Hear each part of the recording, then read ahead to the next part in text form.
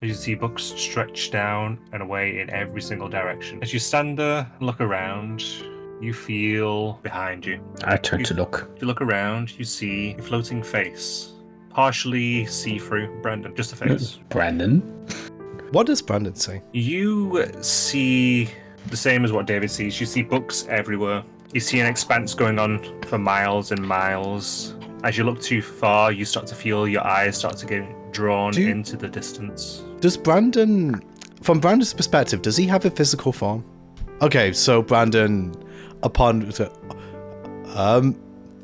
Dave, what, is it just me? But where are my hands? From Brandon's perspective, do I have a physical form? Yes. Okay. That's a good question too. I don't know what happens. You're only a face. As you try to look around, you effectively, your face starts to twirl around as if it's going in 360 degrees. David will effectively see the reverse side of your face as you start to flip around as you're trying to move. Can I move? Right. Okay.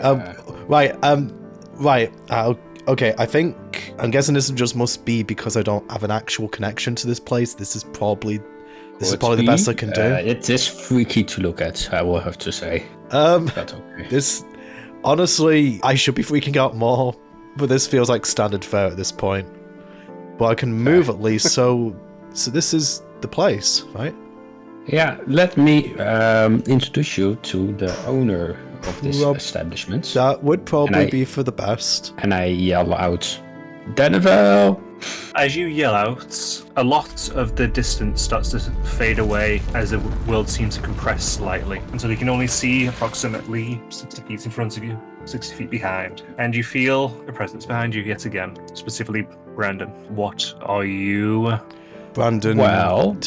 Brandon turns around, and what does he see? Does he see Danivel? Give me a con save. Okay. Should probably have expected this. A 10. Actually, emboldened bonds. Fair. Yeah. 14. You're getting banned from the server. You turn to look and you see a piercing white light standing vaguely in a humanoid shape. You feel what is effectively your apparition burn slightly, but it remains intact. Wait. Do I just see Danivel, or do I also see just see Danivel. Alright. Well, Danivel, this is Brandon. Brandon, meet Danivel. Brandon and is what is he? A friend. A friend. He moves himself closer towards Brandon's face. We want to know... He normally is more than just a face. He also normally has a body. But we wanted to see if I could bring people with me towards the library. You should be able to bring an avatar of people here. If you were strong enough. But this isn't what should be here. Elaborate on that. Is it not part of his avatar? This seems more like a cursed soul. You remember when we talked last time about information on the descendant of Beowulf, or Berthu, I should say? I recall. This is him, the descendant of Berthu. So maybe that makes a bit more sense. Yeah. Anyway. I wish you luck with that curse. You can hear him, by the way. His voice rings in your ears as he speaks. What was the last thing he said? No, what was the last thing he said? I wish you all the best with your curse. Thank you. I do appreciate that. So, you're Danivel, then? The one and the only, yes. Welcome to my library. As he gestures, the view stretches out for infinity. Obviously a little bit less impressive when you could already see it beforehand, but... It's no less grand than it was a few moments ago, I assure you. I have a great selection of books. Would you like to review some? Actually, I will interject at this moment, because I know that's, what was it again, 72% was also what? 73%, I believe, was what you quoted. 73. We are looking specifically, and maybe you could help us at NFL, we're looking for information about the planet known as Carmo, specifically the town called Trotcher's Blame. I'm not sure how much information you have about that place. Any recent information? The library shifts around the three of you as you move without moving. This being the first time you see this, Brandon, you get immediate motion sickness despite having no body. Yeah, I could imagine. You jolt about from point to point to point. for settling on a bookshelf. He pulls off a single tome, You get used to it, Brandon. I'll take your word for it. places the tome back, shifts again, picks up another tome.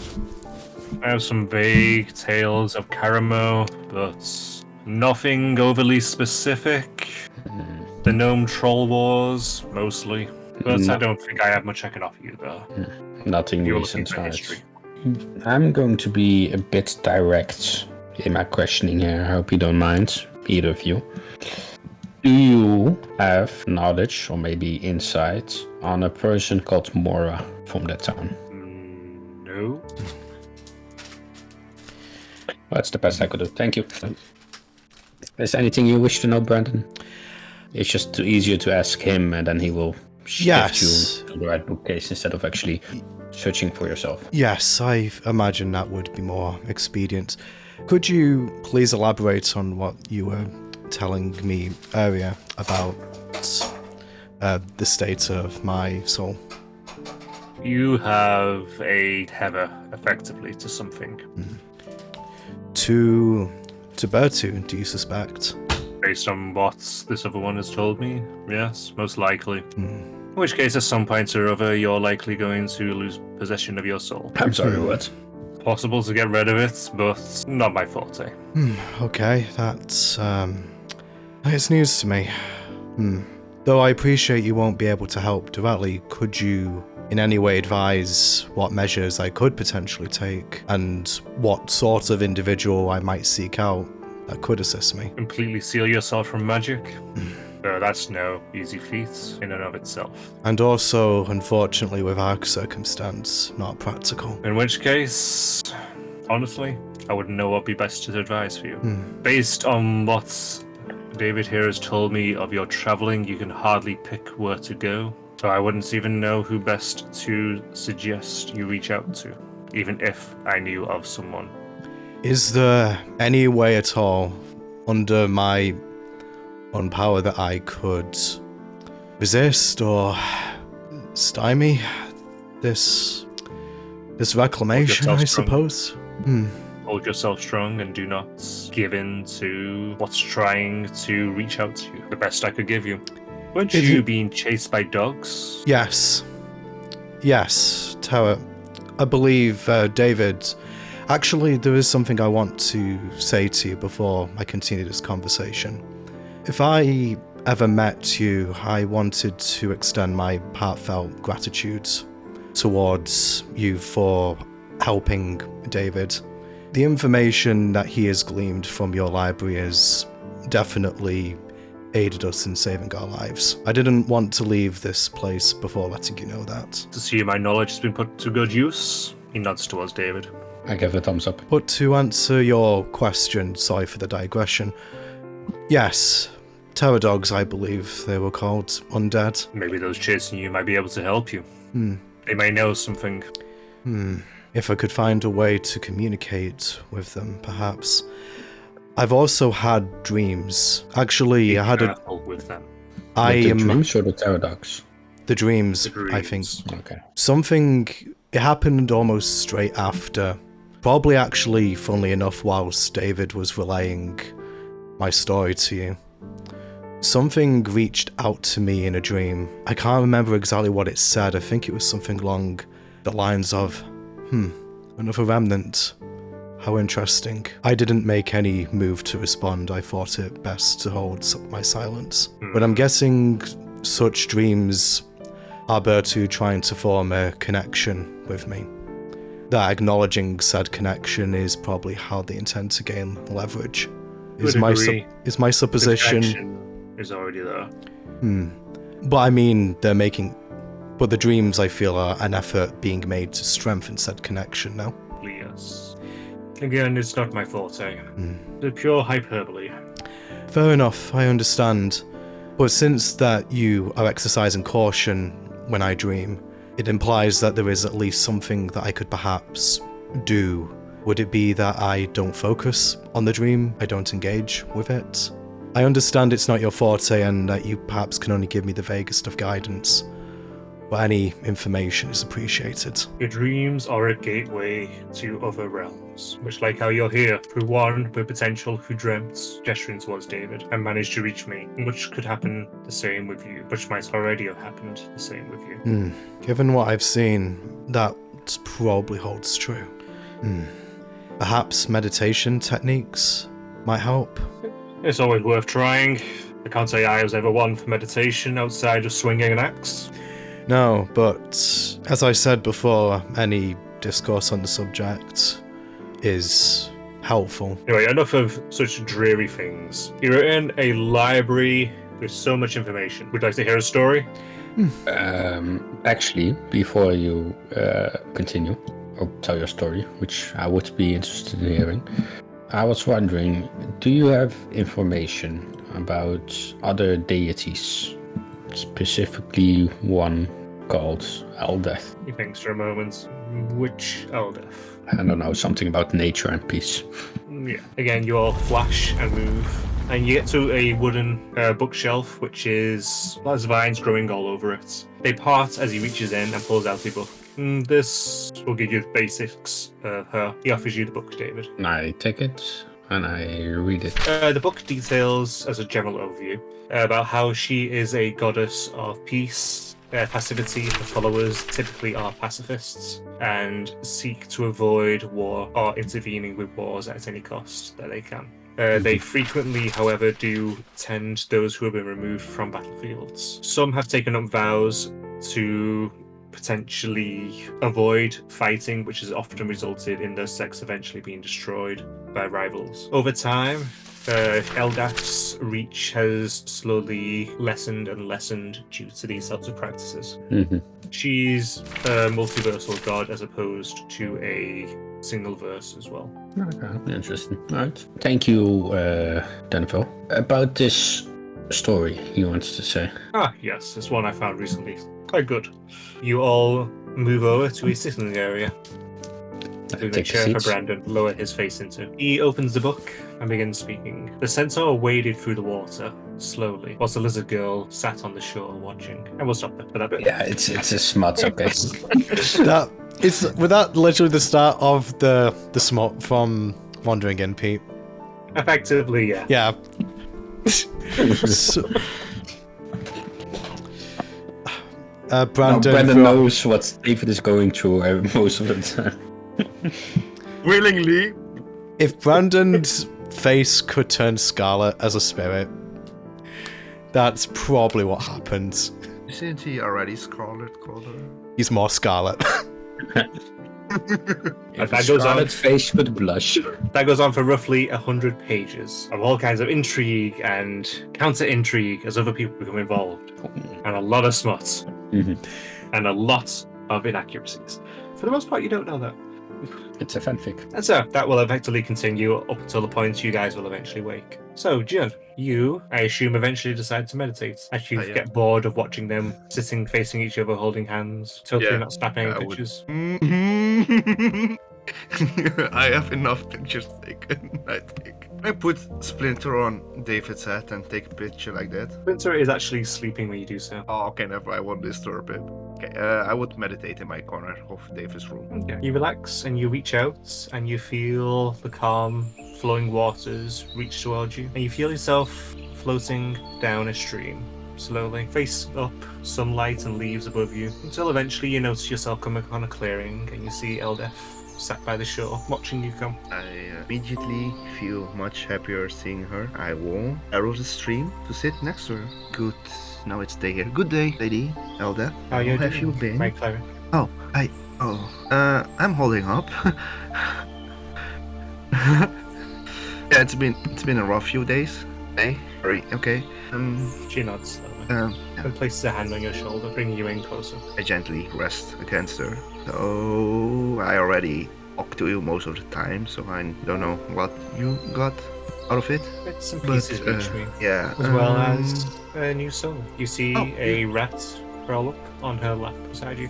That's formerly David. I named him Splinter because we had too many Davids around. A fitting name. I thought I should spread your name somehow, so I declared him my first acolyte, and he will help me, hopefully, during my journey. I hope so. Yeah, okay. I told you about Brandon, right? The friend from my first world who also got kidnapped with me. Yes. The tiefling one? Yeah, the tiefling With the one. feet? Yeah, I'm still trying to figure out how to deal with him. He met a nice girl, and that was also a tiefling. She does not have smelly feet. She was very nice, and she helped me with my hair. She and Brandon are like boyfriend and girlfriend. But she left the town, and she's missing. And I found pieces of her inside rats, the forest, and we're wondering if she's alive at all. Then I was wondering, like, yeah, since it's like, you know, the forest, maybe you feel something of her. My domain on the world, that world, is very minimal. Without having a connection, I would not be able to find her. It's much like if you were to bless them, I may be able to track them for a time, like with your friend Phineas. If I He has would been up to something. ask you, did he manage to make a singing career? Not quite. He has been traveling. My connection to him is jumping between worlds recently. Between worlds? Yes. I can't quite tell how. Phileas is jumping like us through. A little more chaotic, but yes. Okay, that's okay. Okay. Okay, I should make a mental note of that. If I would ask you to look over Moira, would that do anything? If you were to bless her with your touch, I could, to a degree. But from But here would- and now, I have no way of reaching. Would a piece of clothing or a gift from her form any connection? I'm afraid not, sorry. Alright, worth a try. Gotta stay hopeful.